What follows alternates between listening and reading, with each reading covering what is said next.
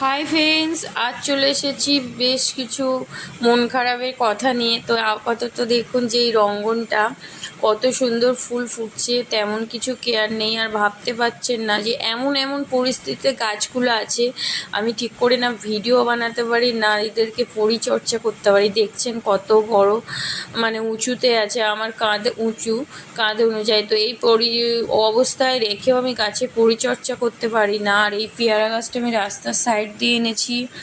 এখানে একটা টমেটো গাছ হয়েছে। বন্ধুরা প্লিজ প্লিজ সাবস্ক্রাইব করুন। আর আমার একটু ভিডিও কম আসছে, একটু সাপোর্ট করুন। অনেক সাবস্ক্রাইবার কেটে যাচ্ছে দেখছি। বন্ধুরা আমার ছাদ হতে এখনও 1.5 মাস লেগে যাবে, কারণ আমাদের সুভাষগ্রামের রাস্তা কেটে এমন পরিস্থিতি তৈরি করেছে যে কনস্ট্রাকশনে আমি কোনো বালি সিমেন্ট নিয়ে আসতে পারছি না, ছাদের কাজও হচ্ছে না। তো বন্ধুরা please please support me please.